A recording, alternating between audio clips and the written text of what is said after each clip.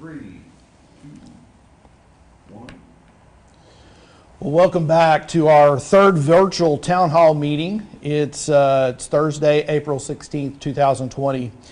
I know that doing these have been very effective. We've actually begun to really look at the numbers that are watching this, and we're up into 2,000 plus every single time we put out a video. So we know that these are useful, and so we're going to continue to do them and keep people updated. Probably once a week is kind of what we're going to look at. Well, let me kind of give you the current reality and the numbers that we have at this point in time.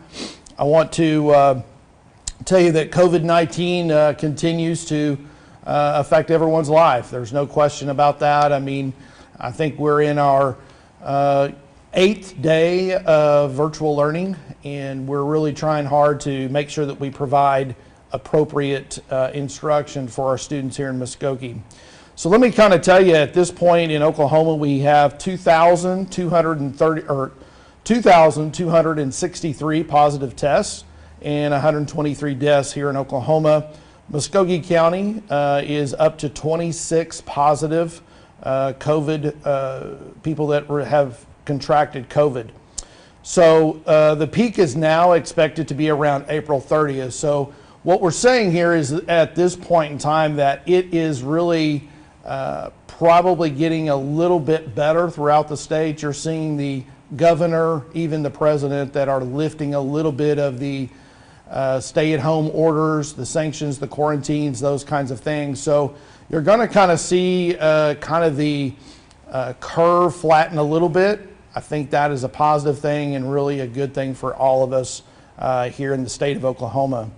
I want to kind of start off and talk a little bit. I know that I mention them every single time, but I think no one really understands or truly understands the impact that we've had on our students with food and nutrition. Our child nutrition staff has done a fabulous job.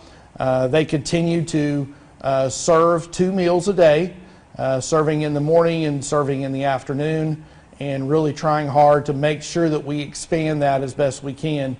We have put in a waiver to the state, and we will be serving meals through June 30th. So again, I want to make sure that everyone knows that through June 30th, we're going to continue to serve meals. We may change how we're doing that, but I want to make sure that everybody understands that it's very important to us that students are receiving nutritional meals each day. The thing that I think is really big is tell those folks when you do drive by and pick up, tell them thank you, tell them how much you appreciate them and what they're doing and the work that they're doing. I tell you, they've continued to be positive and had a can-do attitude this entire time, and really appreciate them. There's probably people have asked me how many do we really have working on a daily basis right now, and I would say anywhere between 30 and 40 depending on the day. So making sure that they're there and they're being safe as well. So you might notice that we're wearing the covering of our face and wearing gloves, doing all of the things that we can do, and making sure that the social distancing is there to make sure that we're doing the right thing. So wanted to really mention them and really tell them thank you for the work that they do. And then I also wanted you to realize that June 30th, we will extend all the way into a couple of more months into the summer months. The next thing that is really exciting, we're going to have what's called a guest author reader. You realize that on Fridays, we've been giving books, we've been giving supplies. So if you come and get your lunch, you're also getting free supplies. And so that was one of the things that we wanted to do, is try to provide an opportunity for our kids to keep paper, pencils, art, crayons, all those kinds of things, but also actual books that they can have and keep. We have a guest author named Dennis Matthew. One of our media specialists was able to reach out, knows him personally. He has written a lot of children's books. And so on Tuesday, April 21st at noon, he will be a guest reader. So you'll be able to get online and hear him read a few of his books. And So I would encourage you that if you have even from pre-K all the way up to probably 6th, 7th grade, I think it would be great for your kids to sit down, watch, but that's very dynamic, and I really appreciate Dennis Matthew being a reader for us. Let's talk a little bit about our distance learning plan. I know that we are officially in our 8th day. Last week we had 4 days. We had Good Friday, so we did not have instruction on that Friday. This is our 4th day this week, so we're in our total of 8th day of really our distance learning. After today, we'll only have 16 days left.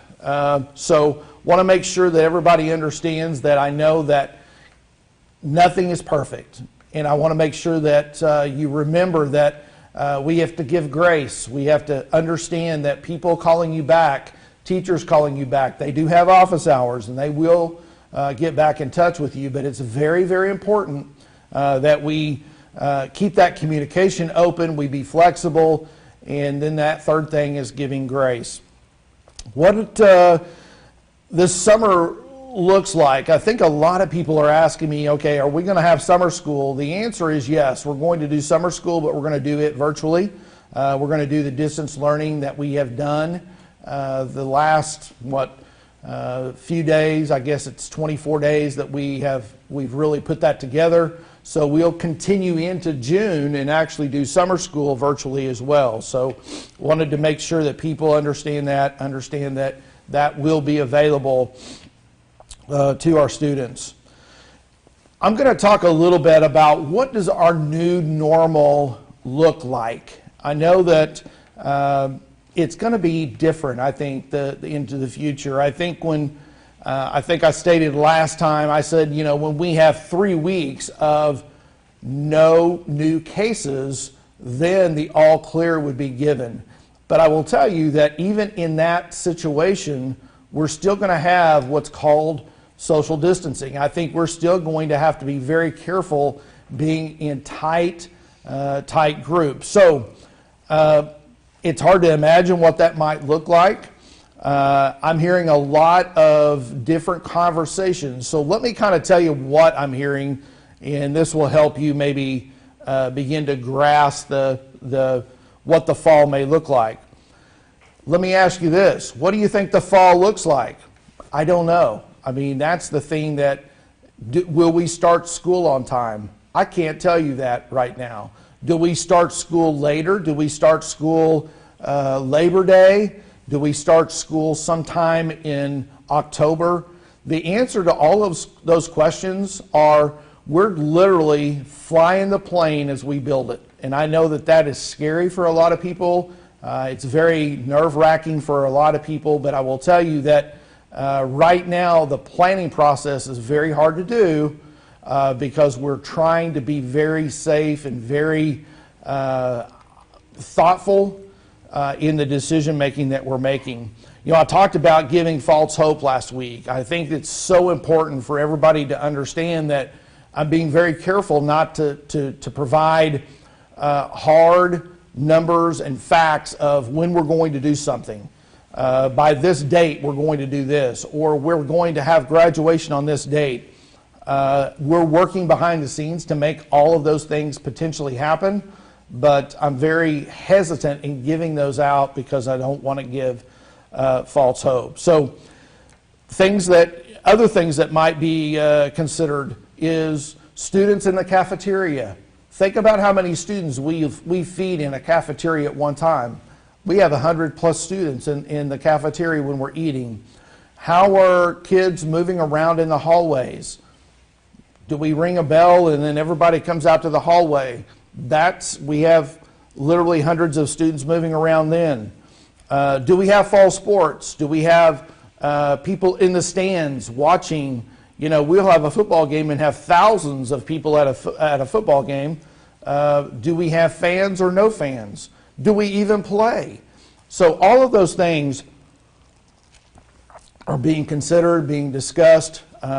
When you hear universities, colleges, and some of the pros talk about their athletics and their sports, about what they're going to do, and maybe the thought process of having no fans, it does trickle down to us, because we got to keep people right here in Muskogee, Oklahoma, very, very safe. Let's talk a little bit more about our seniors. I know that I've always had a soft spot for them and kind of the experience that they're going through. We still don't have any plans, hard, fast ideas at this point. We're looking at some dates, because I know that some other people have put out dates of actually when they're going to try to graduate. I see a lot of virtual things, like people giving speeches and doing a kind of a virtual type of ceremony. I want to give a lot of credit to our staff. I think we've got our high school staff, and then also Shane Stewart and also Steve Braun trying to do some things through our communications to try to make sure that we actually represent or actually give some continuity to giving students and their portraits and senior pictures and that kind of stuff. If you'll look online, we're really recognizing each one of those kids. So making sure that they get some type of notoriety as they become seniors and walk through the process. I will continue to have conversation. We're still talking internally about what our best solution is, and so we'll have more about that.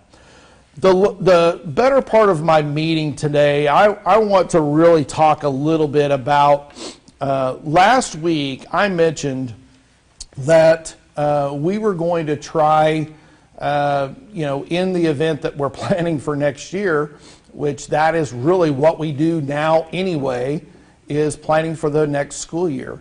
Well, I talked about Tony Getz and I talked about Whittier. And so what I want to do at this point in time is talk about those two, and then I'm going to talk about really what's going on with the bond issue. You might be really surprised, I guess, to know that really our construction projects, guys, are moving forward. There has been no gap in timing. I know that we passed a bond issue on October the 8th of 2019. If you think about it, turns 2020 in January, we are now in April. The timeline of getting all of that, all of those materials, all of those construction documents, all of that stuff together so that you can go out and go out for bid, those kinds of things, it takes time to do that. So we will be breaking ground at Tony Getz and at Alice Robertson, or the Freshman Academy, the new Freshman Academy, which is AR. Those two facilities, ground will be broken on both of those in the summer. And so we will begin that process, and those projects will run an entire year. The construction takes us probably about 12 to 14 months to complete, and so on both of those projects. So I'm happy to tell you that we actually are opening bids later this week. Actually, tomorrow we'll be opening some of the bids today. Bids are coming in. We're trying to do what's called a demolition part of those two projects. Remember, Tony Getz is being torn down. We're rebuilding from the ground up. But before I get into the details of those, I want to talk about Tony Getz and Whittier. I know that we talked a little bit about what would happen to them next year. So let me kind of go through. I have put out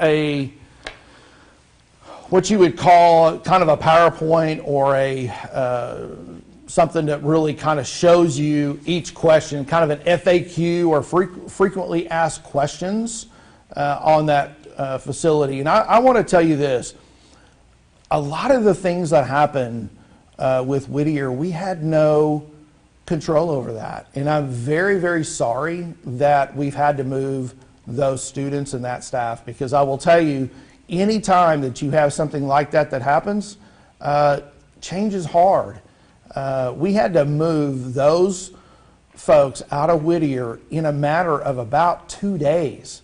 I give a lot of credit to our staff to make sure that happens, but a lot of credit goes to the families and those students that really were displaced really in a moment's notice. So I really appreciate the courage, the commitment of everybody that was involved in that process. So let me kind of talk to you. Remember that Harris Jobe has really been the location that we've moved people around. If you recall, we had our central office staff there while we remodeled our downtown facility. Well, when we moved out in November, we were out of there probably, a couple of months. And in January is when we found this major sewer leak. It goes right down the middle of the older part of the Whittier facility. Well, there's a basement. Many of you may not know this, but there's a basement. It's old. It was built in 1947. So the sewage had spilled over with this broken pipe, into the entire facility in this area. So it was all in the basement.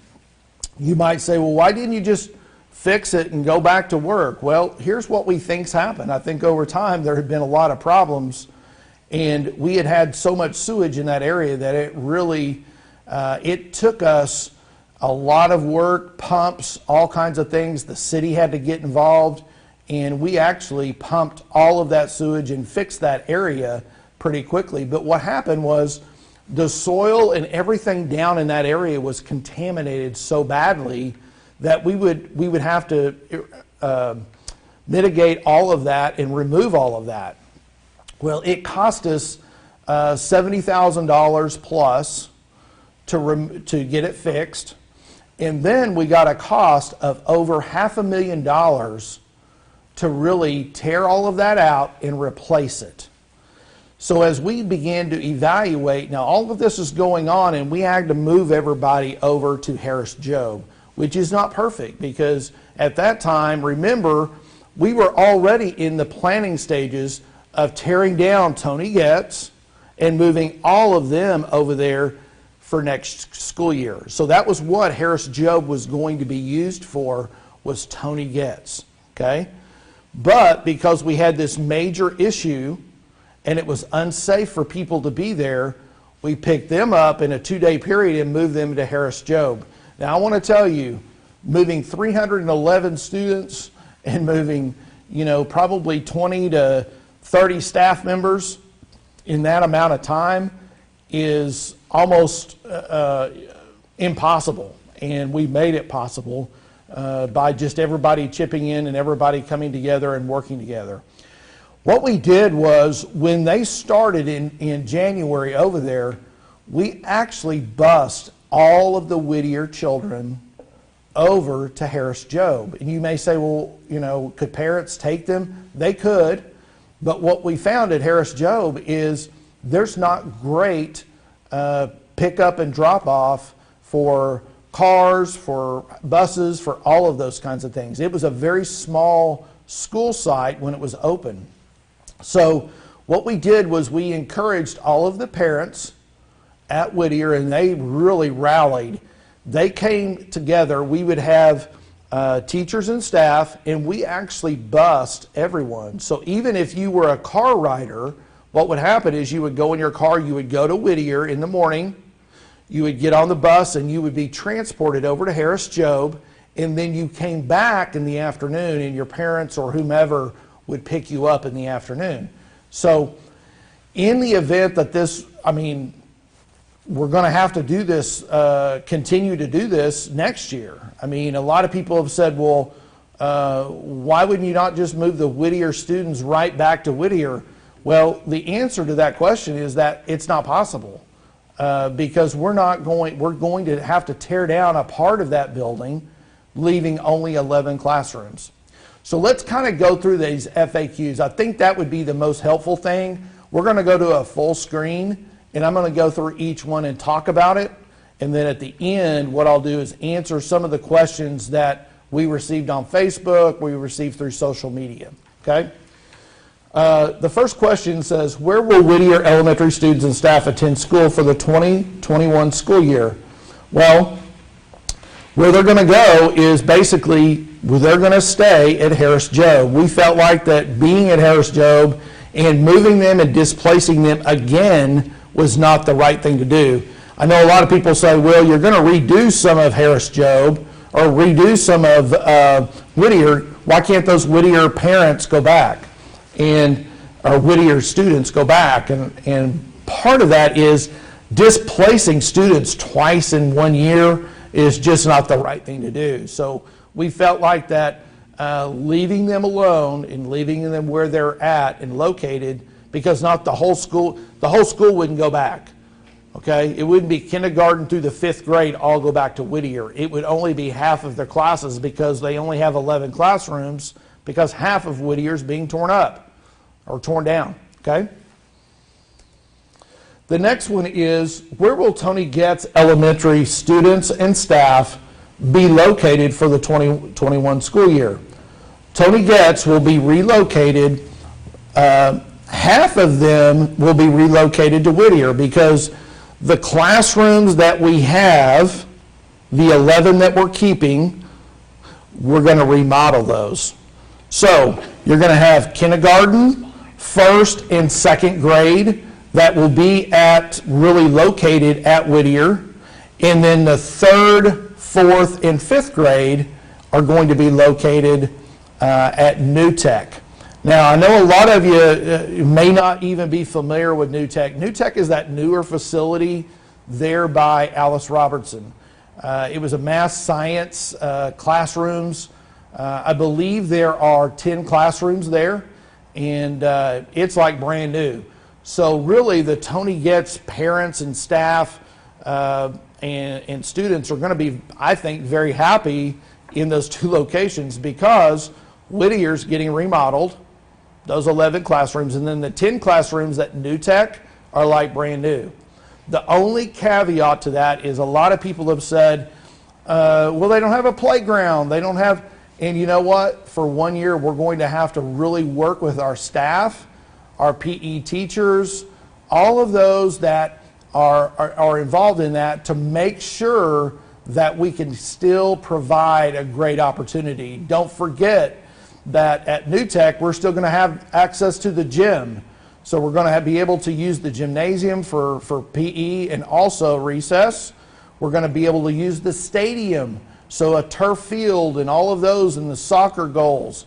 Those things will still be usable for those students that are at New Tech. Over at the other location at Whittier, we're going to try to figure out something for recess, those kinds of things, but don't forget they have a gym as well.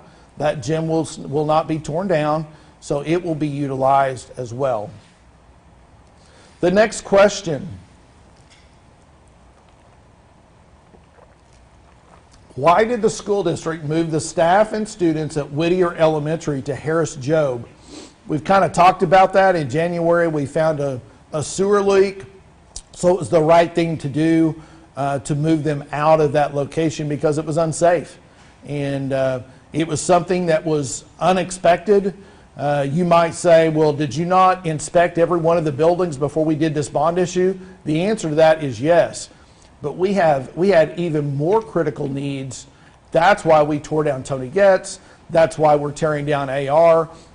Those facilities were in worse disrepair than actually Whittier. So that's why we chose the buildings that we did. So I want to let you know that, yes, we did make those concessions to make sure that our kids were safe in moving them to Harris Job. The next question. What happened to the original plan of moving Tony Getz to Harris Job for the next school year? You know what? That's still an option. I'll be honest with you. We could take the students and staff at Harris Job or at Tony Getz and move them across town to Harris Job. The interesting thing about that is they have 369 students. So if you really look at this, they have more students than Whittier does.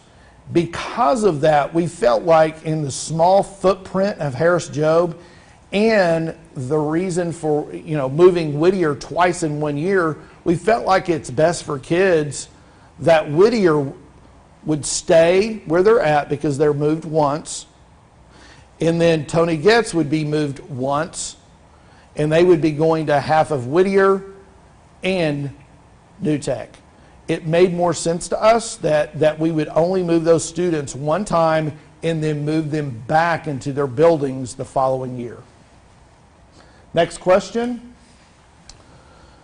What is being renovated at Whittier and is making it at elementary and making it safer for Tony Getz? Great question, because I think this is really, if you're not moving the Whittier students back, is it safe for my kids at Tony Getz? The answer is yes, because what we're doing is we're tearing down the part that we're talking about that had contaminated material, that kind of stuff, and making sure that it's gone. So that's being torn down, and then there are 11 classrooms, the media center, the cafeteria, and the gym are not being touched. So all of those areas are still utilized as spaces that will kind of help with those 11 classrooms. It will be like brand new because we're actually remodeling those spaces as well.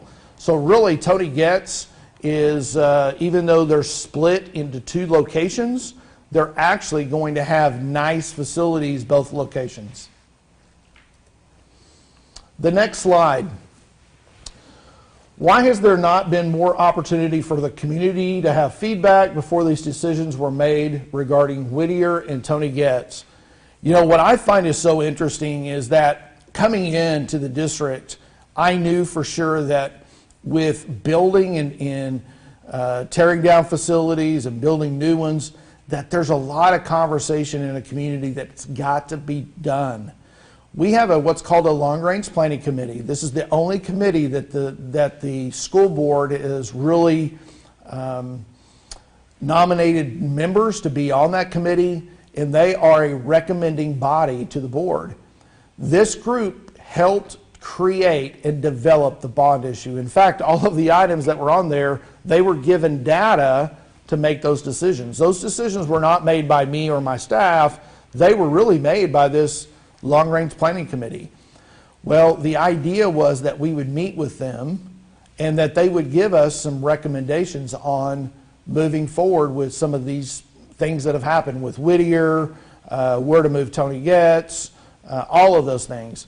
Well, COVID-19 had a different plan because we were not able to really meet, and it's really hard to facilitate a community meeting with that. So we will continue to have conversation. We will continue to talk about through some of these folks, get their recommendations to the board. So I still believe that it's really important to get buy-in, but more than buy-in, I want everybody to have a voice. I want people to have feedback, provide me feedback on what they feel is the right thing to do.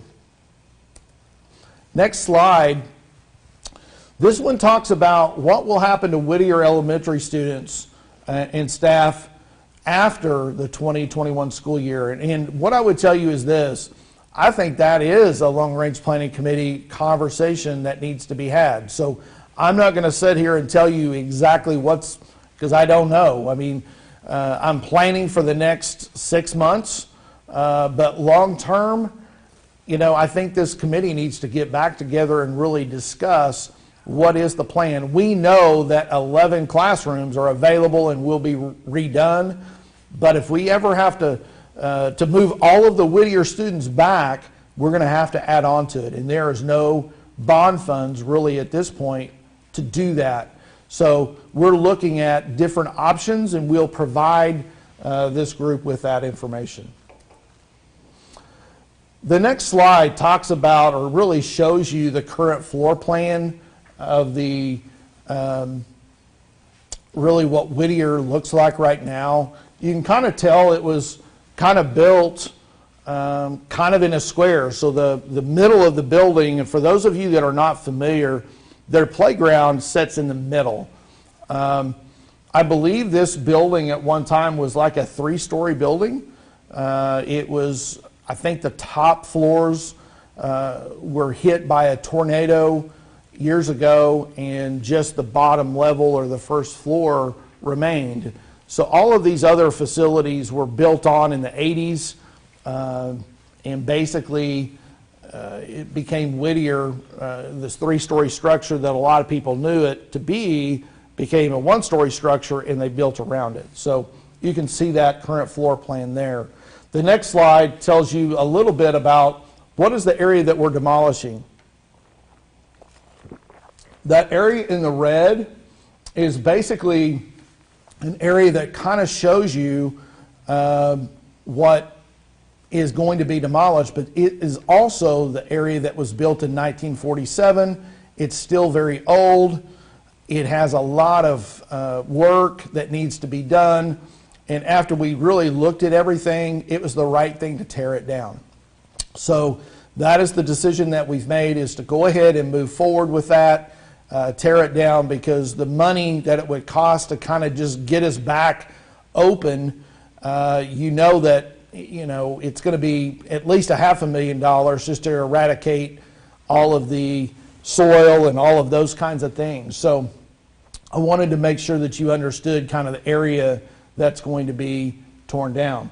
The next slide shows you kind of what's left. All of that area will be remodeled. If you'll count the classrooms there, you've got a bank of 6 down a hallway, 6 classrooms. You got another bank of 4 over by the gym, so that's 10, and then you've got another classroom up by the cafeteria, so that's 11 classrooms, cafeteria, and then the media center is going to be turned into kind of an entry. At one point, I believe it was really designed to be the entry, and it wound up becoming the media center. So we're going to kind of take that back. You might say, well, what's going to happen to our libraries and our media centers? We're still going to have a librarian that will go back and forth, but we'll probably set up what are called book trucks and put books on them and really kind of have those in different classrooms and in a common area for kids to kind of get. But for 1 year, we're going to have to make that work for our Tony Getz students and staff. Okay, I think that's the end of the slideshow. I wanted to kind of show you that. I know that it's very, very difficult to understand the why. Why are we doing what it is that we are doing? And I will tell you that we're trying to make great decisions, not only for our staff, but most importantly for our kids. And you may say, well, is this a great educational environment? Well, I will tell you is that number one priority is to keep our kids safe. And that was number one in priority.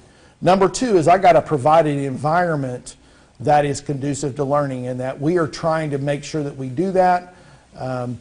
Some people have said, well, at Harris Jobe, I saw where there were 40 kids in one room. Yes, that is correct. We had 2 teachers, and they put both of their classrooms together. You know what, folks, that is not ideal, and that's not what we want to do. So what we're going to do over the summer is we're going to look at partitioning some walls and making sure that we can make that happen. Don't forget, when Whittier was moved over there in January, that was unexpected. We weren't prepared for that. So we couldn't build walls at that point in time because it was going to be even more disruptive. So I wanted to make sure that you understand that we get that. We understand that. We're going to do our very, very best to make sure that every single environment that our kids are in are conducive to learning and that we have a great experience. Okay? Let me talk a little bit about Tony Getz. Now, this is kind of some really fun stuff that I think would be great for you to see. I felt like sharing the video of what Tony Getz is going to look like. It's pretty amazing because the video really shows you kind of a walkthrough of the building. And so what I'd like to do is kind of show you what that's going to look like as you walk through the building and you walk up to the front door, and then you go from there. So with that, you're going to go to a full screen, You can kind of see as you walk up to the building, you're walking into a secured vestibule. This is a secured vestibule. You'll turn right and go into the main office. If you look at the main office, it's got all of the things that you need, secretary, all of those. You've got a second set of doors that goes into the main corridor, okay? We're going to turn left here, and we're going to go into the library or the media center, okay? The media center is, you'll notice, quite large, very open, very airy. You can see that there are a lot of areas for kids to do presentations. You see bookshelves for the books, seating areas, all of that is right there. Now you're coming back out of the media center. You'll notice that the gym is right there in the corner. The current gym that's there is still going to stay there, but we're building some areas to, doorways to walk into. There, you're going down a hallway, and we're going to show you a classroom. You'll notice in the hallway we've got tile, wainscot tile, but you're going to have a classroom. So going into the classroom here to the left, you're going to see the teaching wall on the right-hand side, and the desks that are there. We're going to have individual lockers for every kid. So every student will have their own individual locker. You see the built-ins for the teachers and staff.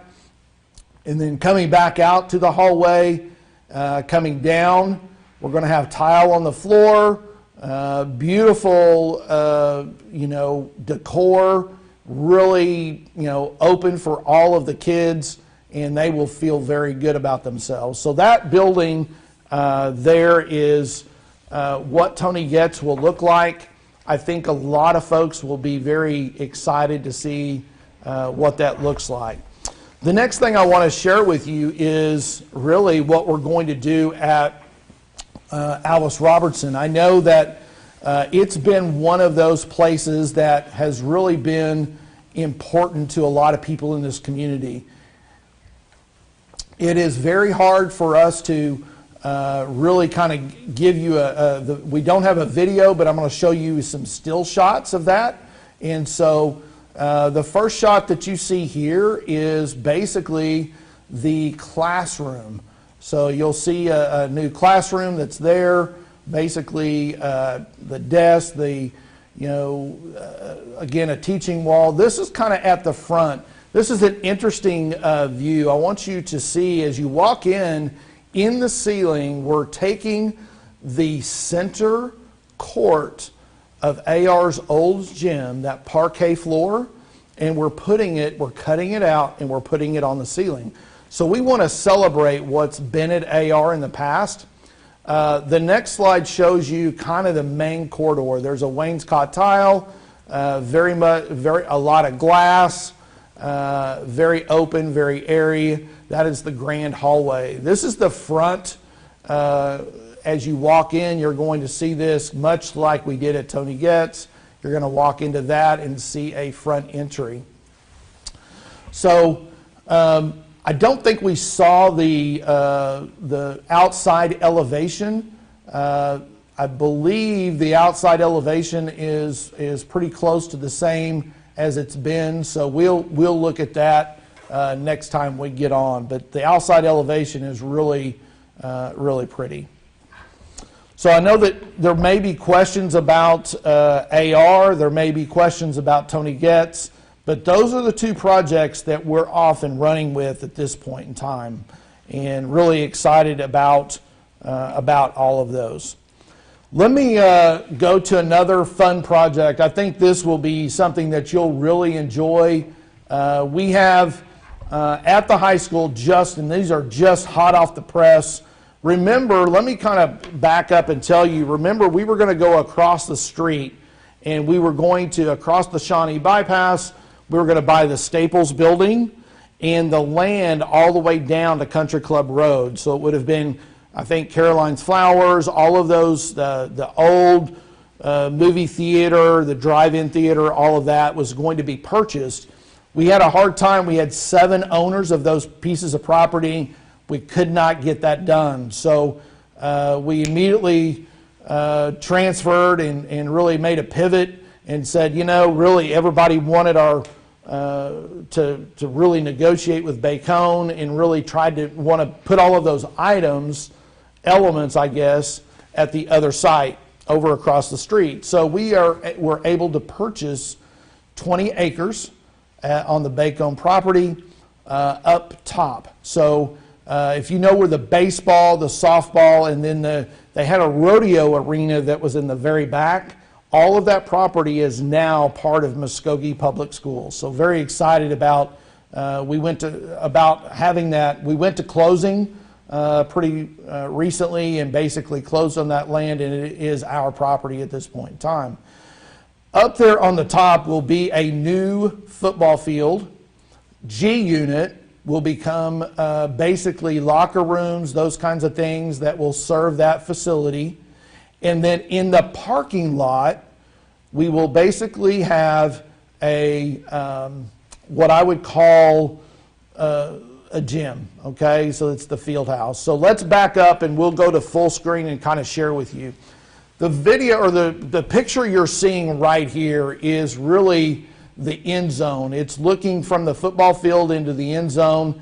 The top will be the athletic department. The bottom will be concessions and restrooms. It will be on the south end of the field. And so kind of where the big tall trees and the outfield of the baseball field is right now is where that will be, okay? So next picture. This is showing really our high school and really a plaza area that's outside of what I would say the PAC or the auditorium. So it's very hard to kind of picture this, but there's going to be a plaza between kind of those two locations. So if you're facing the PAC, you're going to have a bookend. You're going to have the gym one area, and then you're going to have the PAC, and then this will be a plaza in the middle. Next slide. This is a slide of really up in the facility up in G unit. This will be a video room basically for our athletics and really will give us a place to watch video and those kinds of things. Next slide. This is the indoor weight room that's up in G unit as well. If you're kind of familiar with a lane to where you could run sprints, those kinds of things, those are being is an area for that, and then also a weight room that is probably about 4,000 or 5,000 square feet. Has a lot of machinery, that kind of stuff, to where we can get a lot of student athletes in there. Next slide. This slide really kind of shares with you what it's going to look like. There's going to be what I'm going to call kind of a corner coffee shop in the high school. This will be a commons area where you can sit down, with your laptop, do studying, do whatever you need to do. But this also has a coffee shop on the corner. Really expands a lot of it. Next slide. This slide kind of gives you a different angle of that. You can kind of see it looks much like a corner shop or something like you might see in a mall. So our students nowadays, they really are mobile, and we want to give them this opportunity to be able to go from class to class, but also have the opportunity to have an area that's seated. Next slide. This is really parts of the band room. If you recall, part of the rebuild was really to redo the fine arts area. So this is a band room and all of that. So this kind of gives you an idea of really what we've designed at this point at the high school. We're excited about that. This project won't start till the end of the summer. And remember, this project is much longer. It's going to be a 2-year process, so you're looking at 24 months. So a lot of people that have been sharing with me, what's happened with the bond issue? That's what's happened. We had to make a pivot to come, buy a different piece of property, so that's been done. We now know what things are going to begin to look like. But now we're going to have to go to construction documents, bid the projects out, and then actually begin to build. So at this point in time, what I want to do is, I know I've gone quite a long time, really longer than I had anticipated, almost 45 minutes. So want to ask you, if you're out there and you have questions, please send in questions, because that's going to make us better. That's going to make us understand what you're thinking and give you an idea of where we're going. So at this time, I'm going to pause, maybe turn it over to Mr. Wells. Mr. Wells is here with us again today, our Chief Operations and Technology Director. He has really done a great job of helping us with these videos. And so he's going to ask us a few of the questions that maybe people are posing. Sure. With Tony Getz moved from the two sites, will they ever come together for simply as a school-wide functions? Will that be an option, do you think? The question was, with Tony Getz being at two different sites, would they ever come together for assemblies or anything like that? I think there's real possibility that that could happen. Here's the problem that I see is that they're about 7 blocks apart.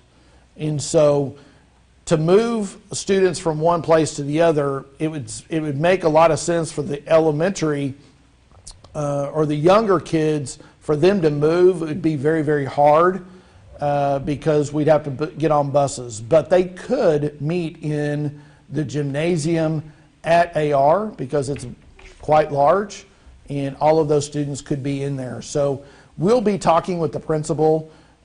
She has done a great job of really kind of going through that and really kind of talking with us. But I think there's a real possibility there could be an assembly.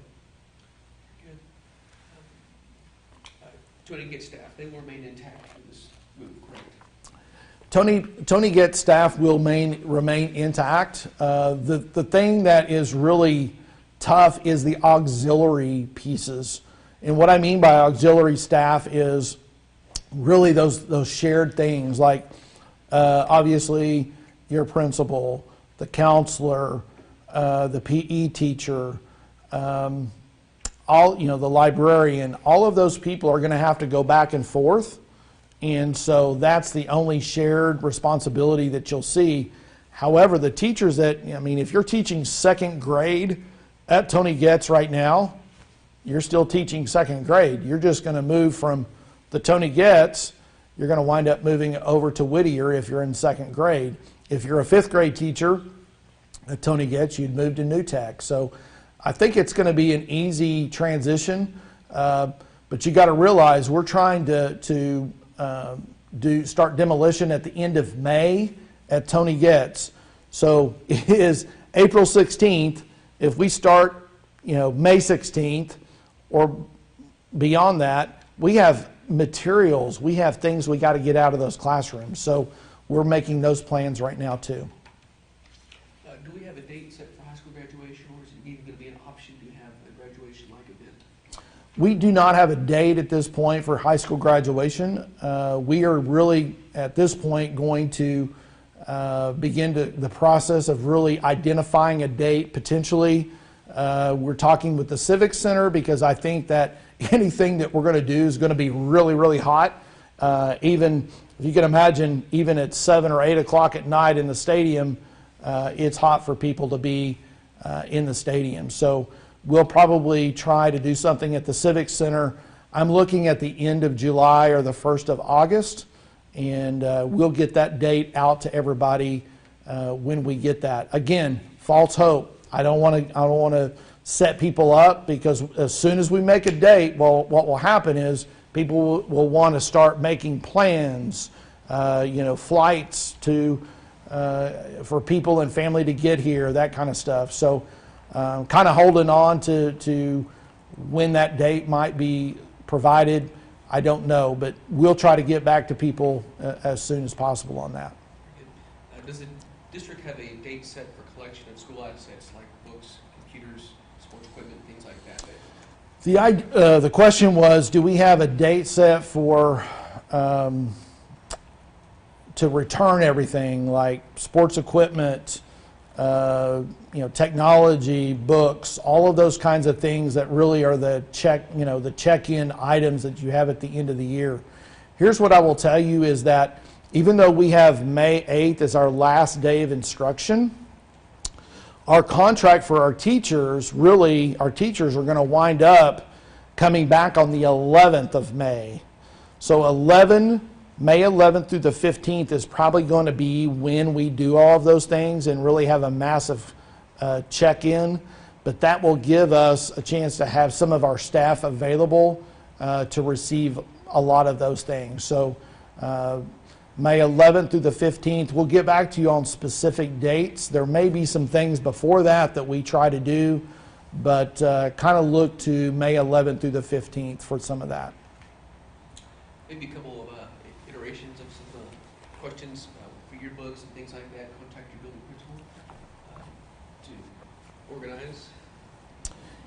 The question was, what about yearbooks, those kinds of things that maybe you've purchased something. What I would tell you is contact your building principal. The building principals are actually, they have office hours as well. I think they're there in the mornings, so you can actually make contact with them at the school site, and they will get back to you. But that's a great question. If you have a yearbook and you need to get that, coordinate that through your principal. And same if you have questions about your students' assignments, teachers and principals are available for questions about the number, frequency of assignments and subjects. Yes, and let's talk a little bit about frequency of assignments. One of the things that I asked our teachers to do is that I'm asking them to do 2 assignments really per week. And I will tell you the reason I'm wanting to do that is I want to give children, all students, an opportunity to really raise their grades and move those forward. So you're looking at about 10 assignments during this 24 days. There's about 10 assignments that they would be doing.